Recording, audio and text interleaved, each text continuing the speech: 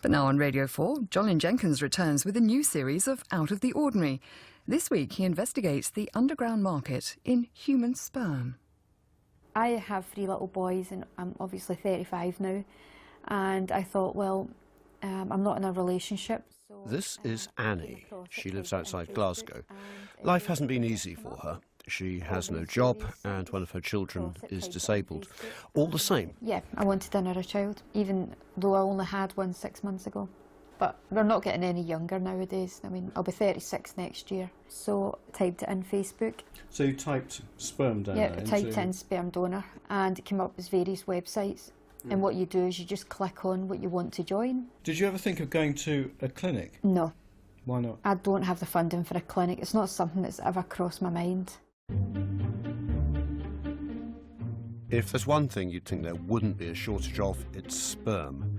About a third of the population can and do produce it, more or less at will. There should be more than enough to go round. But the reserves of British sperm banks are running low because not enough men are making deposits. At the same time, women who want to make withdrawals have to pay exorbitant fees. It can easily cost a woman thousands of pounds to get pregnant through a clinic licensed by the Human Fertilisation and Embryology Authority, the HFEA, even if her only fertility problem is lack of access to sperm. An economist would call it market failure.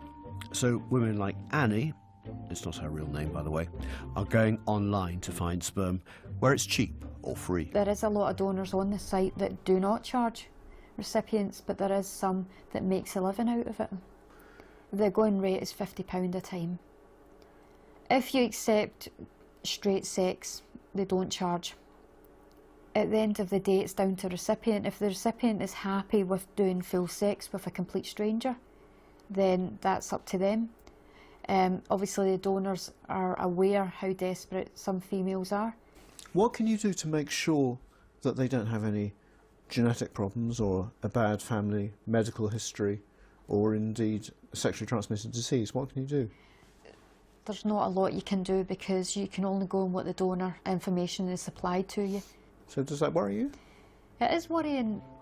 For years, there's been a national shortage of sperm, which wasn't helped when the government changed the law 10 years ago, so that children conceived this way could contact their father when they reached 18.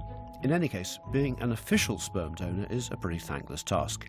You can't be paid more than £35 for expenses. You can't do it once you're over 41. And you have to commit. Laura Vichens is head of the new National Sperm Bank, determined to find new donors.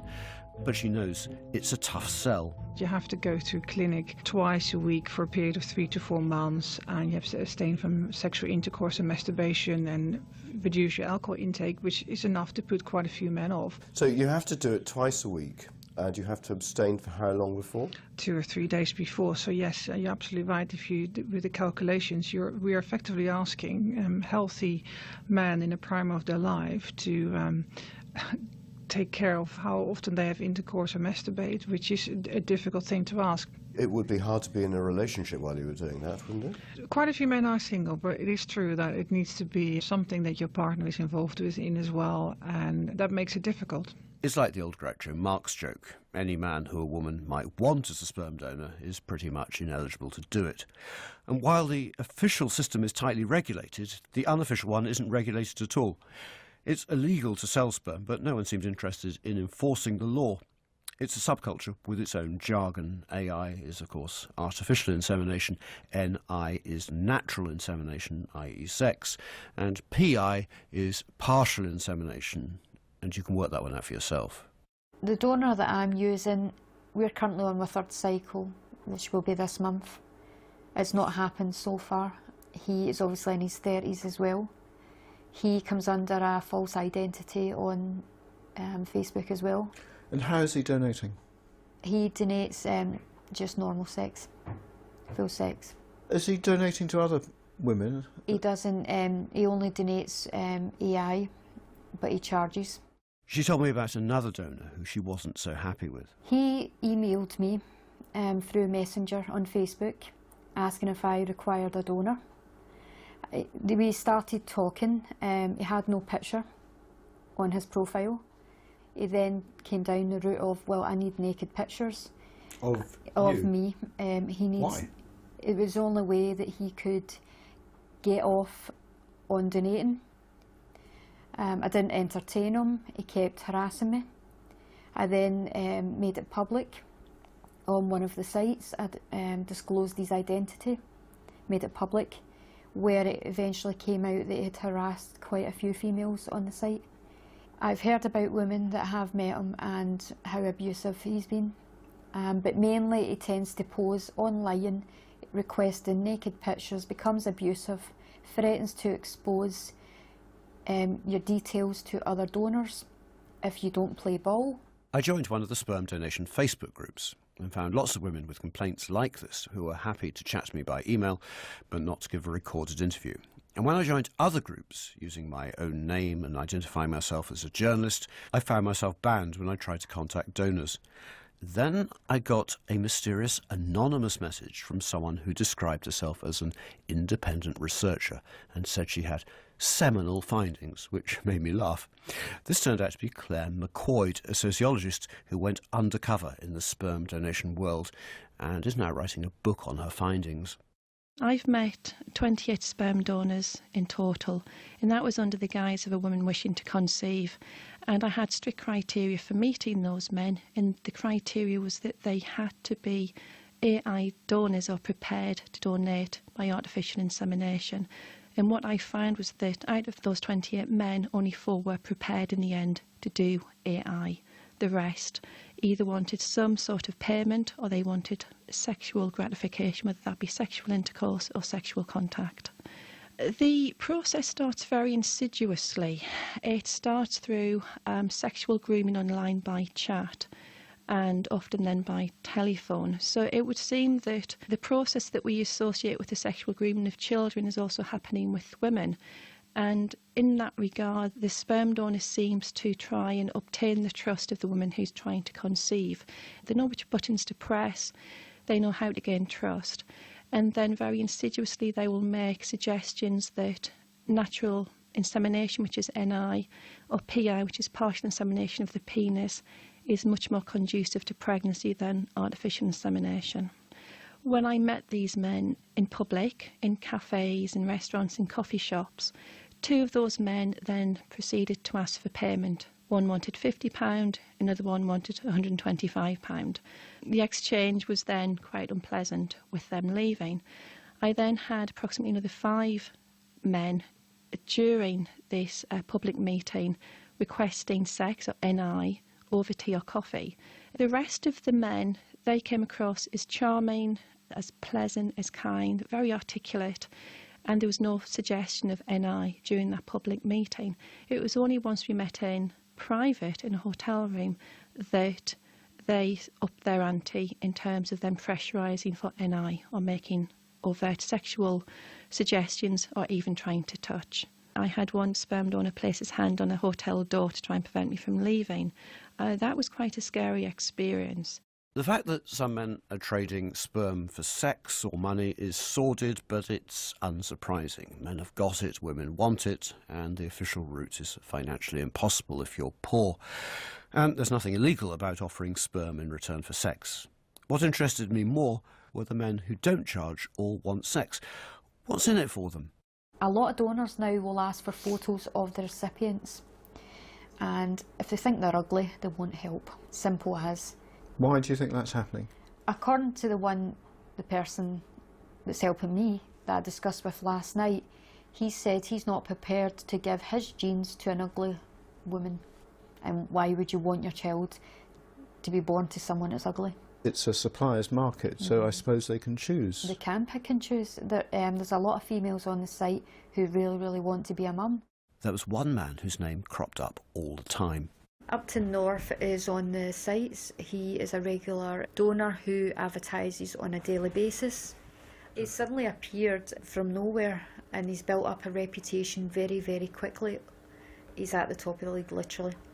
Upton North is a pseudonym. He has a website, a forum and a Facebook group. I met him in a town in the north of England. My first donation was on the 31st of March. I thought I'd only be donating like once or twice a month. That was the idea in my head. I can get 5 or 6 emails a day, plus I'll get, messages. So far, I've got 17 successes. I've got about 22 ladies on 2-week wait.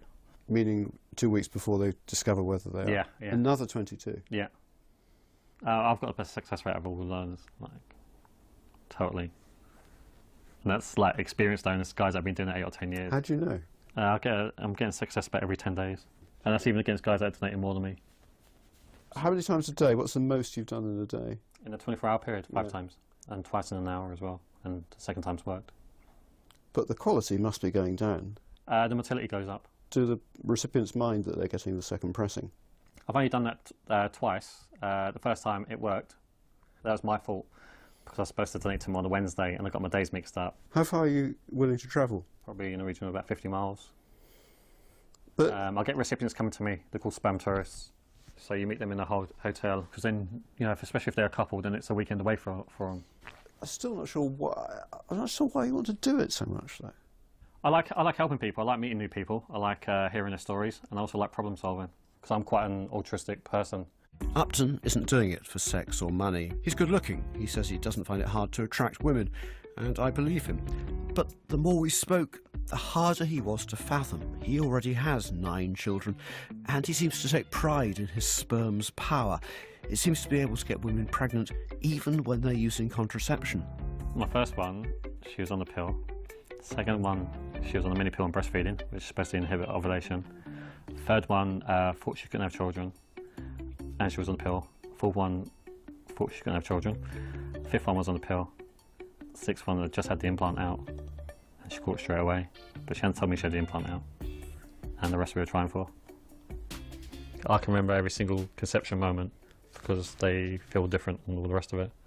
Upton is a man on a mission, but it's not as if what he's doing is without risk. He could be held financially liable for his children via the Child Support Agency, for example. Child Support Agency, as far as I understand, they can only take 25% of your income. That's if they can trace your income and your assets. But I've got something called CSA immunity, so... What does that mean? Well, the CSA has to find your taxable income and your assets, basically. And they'd have difficulty, would they? Yep. I can deal with the CSA. Through... I'm not scared of them. Have you got a job? Yeah, I've got a few jobs, yeah. What kind of work do you do? It's a mixture. It really is. Some of it's outside work, some of it's indoor work. How old are you? As far as the donor's concerned, I'm in my 30s. I'd say late 30s. Have you got a partner? Some donors have partners. Well, what about you? Some donors have partners, so some don't. Upton sees himself as one of the good guys. He says he's helping police the system and getting bad donors kicked off forums. But it became clear during our conversation that he sees the HFEA-registered clinics as just as bad as the men who pressure women into having sex for sperm. You can't make women say yes. Don't you think some will say...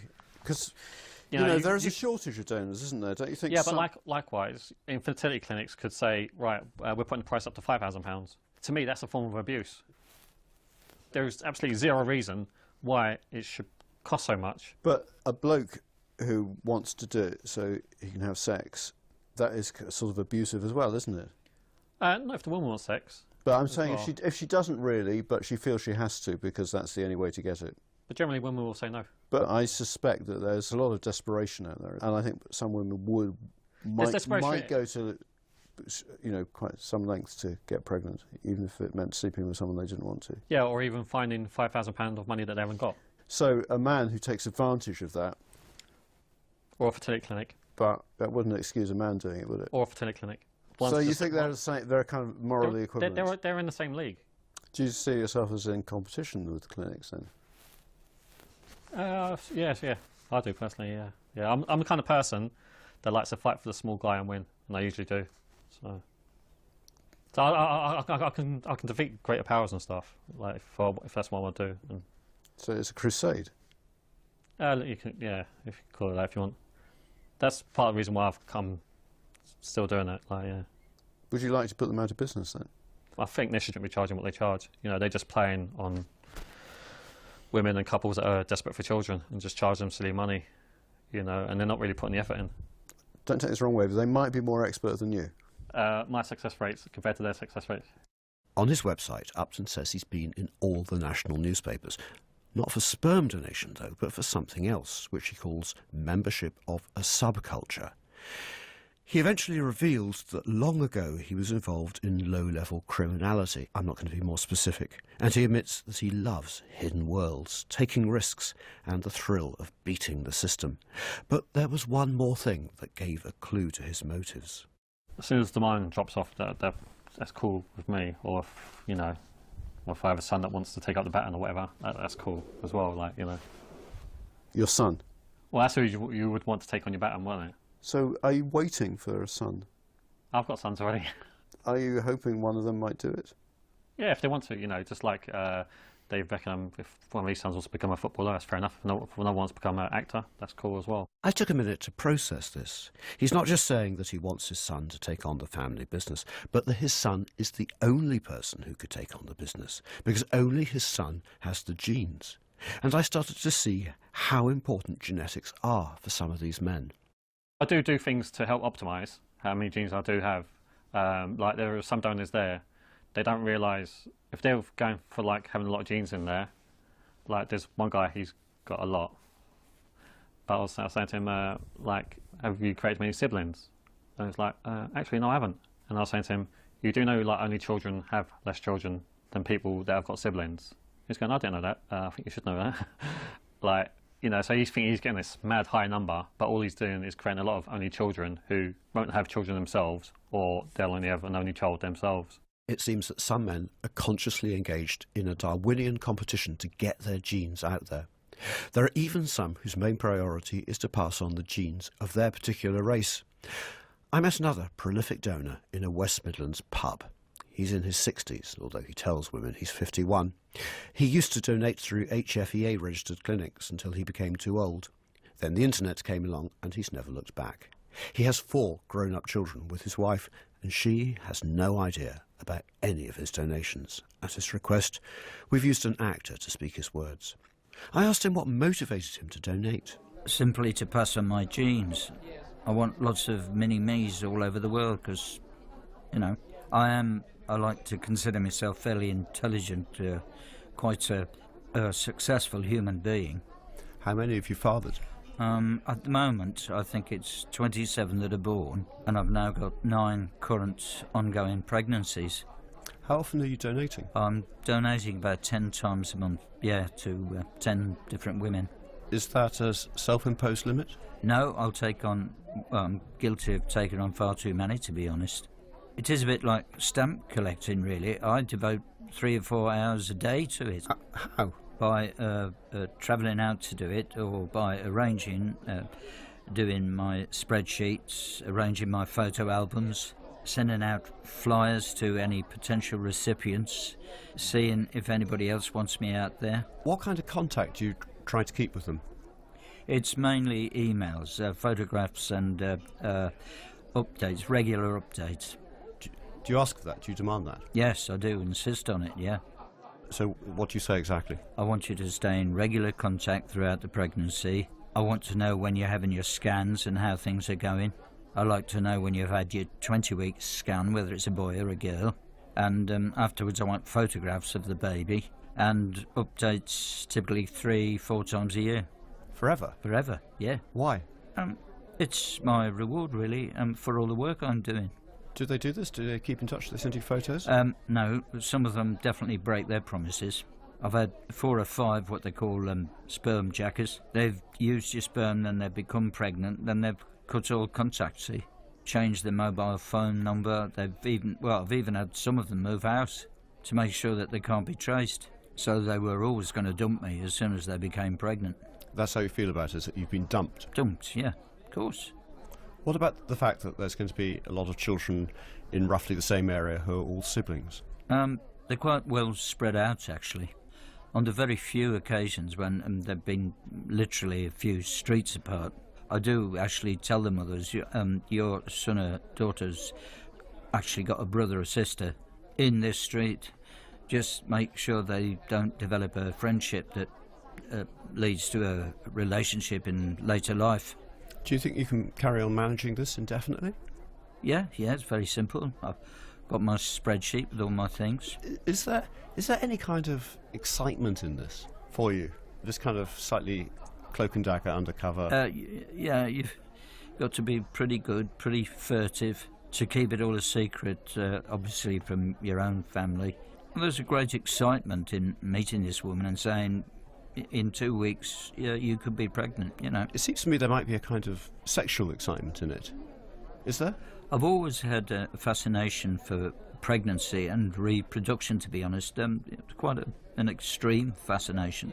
And now I've got this opportunity to put all my fantasies into reality. Big time. Do you ever worry that you're not going to be able to do it when you get there? I'm good at it, yeah. I'm good at it, really. It's a funny thing to boast about. No, I'm very proud. I think if there was a Guinness Book of Records, I'd probably be in it. I went to a house in Leicester one rainy Thursday night and donated at 8 o'clock in the evening. I drove 20 miles to a house in Birmingham, and at 9 o'clock I donated again, and both of them became pregnant. Why won't you tell your wife? She'd go crazy. It's a form of cheating on her. Do you think of it as a kind of infidelity? Yeah, she would think of it that way, yeah. I don't. I really don't. I'm just helping as many women as I can. So if that's it, why can't you explain that to her? Well, you know what women are like. They just don't see it that way. She thinks she's got a little family. She's very happy, and that's the way it remains. What she doesn't know can't harm her. Where does she think you are now? I've said I've just gone out to the shops. Do you ever worry that she will find out? Very much so. It's my biggest fear, yeah. Would you consider yourself a super donor? I would think so, yeah. I think the results bear that out. Is there a competitive element to this? Yeah, of course, yeah. When I hear of another donor's successes, if I haven't had one, I feel really down. Where are you in the league? I'm probably in the top 3, I'd say. Upton North is probably ahead of me. If only half of what he says is true, he's probably more successful than I am, but only just.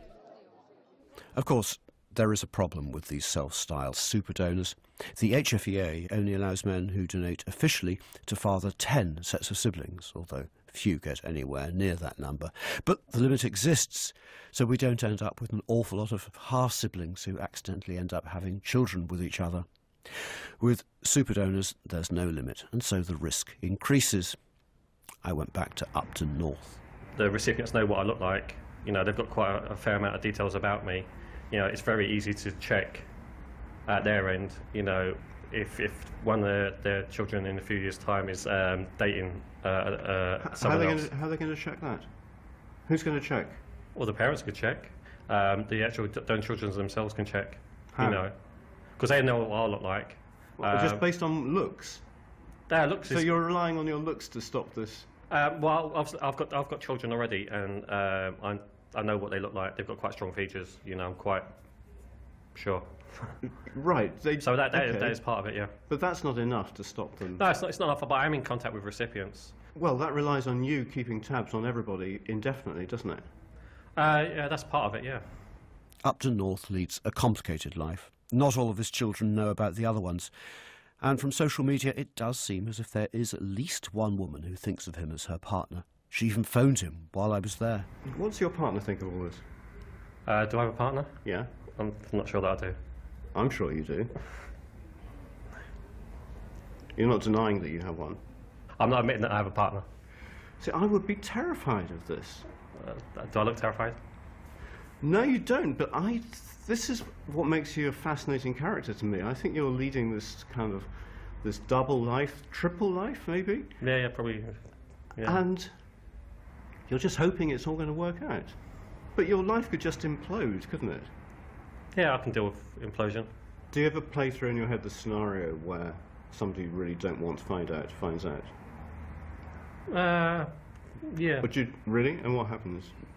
So I have to deal with it there and then. There's no way, you know, you can look at how the scenarios would work out. Okay, here's my theory, that you're just attracted to risk. Yeah, I'm attracted to risk, but you know, that's only a small part of it. It's not like to me, it's not a massive risk. I don't get an adrenaline rush. People in business are attracted to risk. Politicians are probably attracted to risk. If I was trying to make policy in this area, which thank the Lord I'm not, I'd say we need to look at the law on sperm donation again. It's meant to keep everyone super safe, but it's so rigid that lots of people end up ignoring the system and ending up less safe. It's driving desperate women, many of whom, let's remember, don't have a fertility problem, into the hands of sexual adventurers, serial liars and hobby eugenicists. Laura Vichens of the National Sperm Bank seems to recognise the problem, but doesn't have much of a solution. The women who use unregulated services or the grey market, I do sometimes have the discussion with them and do wonder if you're not willing to fork out sometimes £1,500, which may be a lot of money, but still, if it protects the safety of your child and your own safety, then surely it should be worth it. But for some, it's still too expensive and they want to do the unregulated route. Well, some of them clearly haven't got anything like £1,500. No, but they want to have a baby. If you compromise on the quality of your pram, not on the quality of the genetics of your child, because the problem with using the unregulated services is you have no idea what the donor is like. Could be anything. They could tell you anything, and if it goes wrong, it can go very, very, very wrong because there's no protection for the patient, for the donor, and for the child legally, and that's one of the main issues. If things go wrong, I've spoken to quite a few patients who think, well, I wish I had spent the £1,500 because in the end it cost me more in legal fees to sort it out. Meanwhile, near Glasgow, Annie is persuading herself that it's all going to work out for her and her donor. We've built up a relationship over a period of time. We have a good bond with each other. We hang out when we're not busy. We go places and we sit and watch films and we'll go out to the beach. Is it a romance? It's getting there. I think it'll work over a period of time. Does he stay over? He does stay over. Right. He would normally stay over sometimes from a Friday to a Sunday. It just depends on his schedule and his routine. But we're hopeful. We're hopeful this month that it will happen. Why did he get into the sperm donation business? To him, it's about his genes. He is incredibly intelligent and he's come from a good family, and he wants to be able to pass on his genes in the future. Really, really wants to be a father. I don't ask him who he donates to. Do you think he'll stop donating if you conceive? We've had this discussion and we don't know. Maybe he will, maybe he won't. I mean, yes, I would prefer that he didn't do it if we were in a full relationship, for obvious reasons. I'd like him to be committed to me and our child, rather than donating to other people. But that decision would have to come from him and not me. Out of the Ordinary was presented and produced in Bristol by Jolyon Jenkins.